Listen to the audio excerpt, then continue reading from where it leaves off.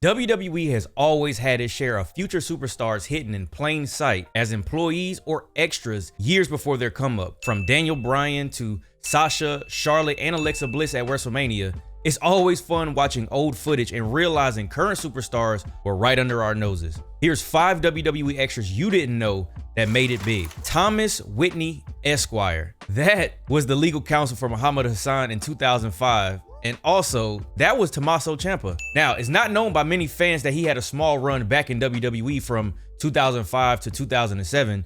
He wrestled in some dark matches, and mainly he just had some episodes of Velocity. He mainly was just mostly a jobber. He was also released by WWE in 2007 and spent most of almost a decade on the indie circuit. Tommaso also had a run in NXT since 2015.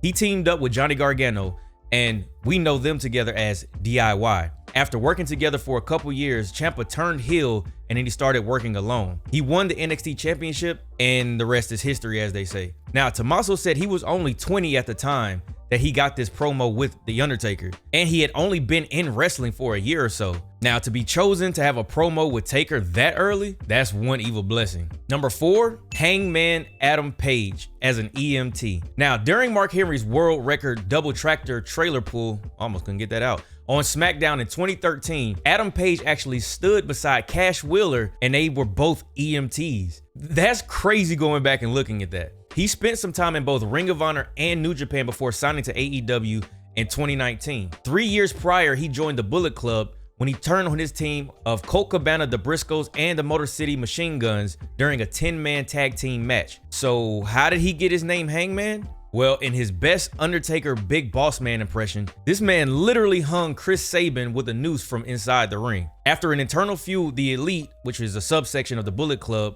the Young Bucks, Kenny Omega, they separated themselves from the club, and members Cody Rhodes, Adam Page, and Marty Scurll, yeah, the guy that replaced Adam Cole, they all sided with Omega during the feud, and they also left to join the Elite. Shortly after, AEW was born. Now, according to Bleacher Report, Adam Hangman Page said that he considered signing with WWE before AEW. He actually said, "That was an option for me at one point. It was something for me that I heavily considered, but you know, it didn't feel right for me at the time. And I really couldn't say enough how pleasant everyone was to deal with the talks and negotiations. It was very professional, and honestly, they were not even the bottom of the list either."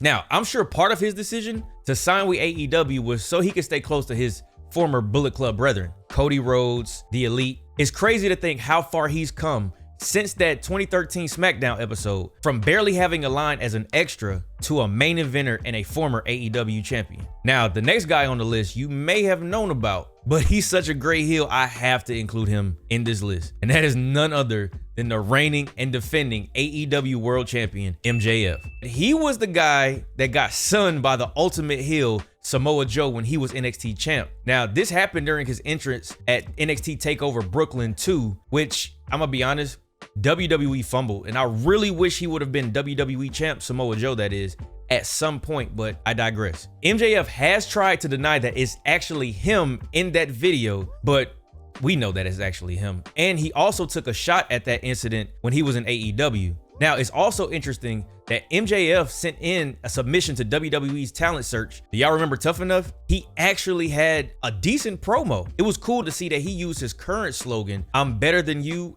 and you know it," even back then. But ultimately, the devil, as he calls himself, wasn't chosen. But here he stands as arguably the best heel in the industry and in real life. Now, the next one on this list actually has some history with number 4, and he's our current Money in the Bank holder, Damian Priest. Now, it's wild that exactly 9 years ago, at the Money in the Bank of 2014, Damian Priest served as the security for Stephanie McMahon. He actually stated in an interview that he served as a bouncer before he became a professional wrestler, and that's where he got some practice in. It's honestly one of the biggest nothing to something stories in recent memory. I mean, think about it. He literally just had won the Money in the Bank. He had a heavyweight championship program with Seth freaking Rollins, and he's currently in one of the top factions in the WWE, which is the Judgment Day. It seems that security always have some hidden megastar in the future, such as Sheamus, Swiss,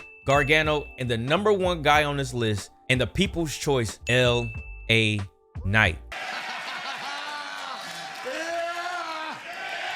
I've covered LA Knight in other videos, and it's obvious he's next up. Now, a lot of people wished he would have won Money in the Bank, but not everyone is fond of him, including Kevin Nash. He recently spoke out about LA Knight, saying he's just ripping off The Rock. But to be honest, I figured out what it is.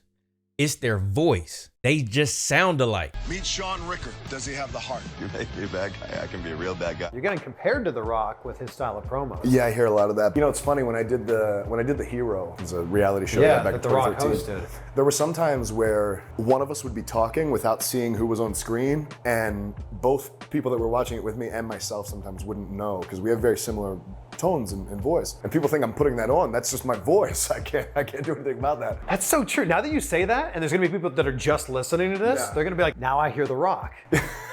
Great. Now, he has certain mannerisms from that time period, but he can't do anything about his voice. But I suggest people to check out his interviews and see him outside of kayfabe. This is just him. In due time, the comparisons should stop. Like, the guy is that good. Now, it's mighty funny that one of the security guards that Kevin Nash had protecting him from CM Punk during an episode of Monday Night Raw was LA Knight. And it's amazing to see 20 years of dues be paid off from the pops that he's getting, and the recognition that he deserves is finally being shown. Do you want to hear more about his journey? Well, check out this video with Rosenberg Radio featuring LA Knight to see more about his 20-year journey and how he got to where he is today. Thank you guys for watching, and I will see you back in the ring.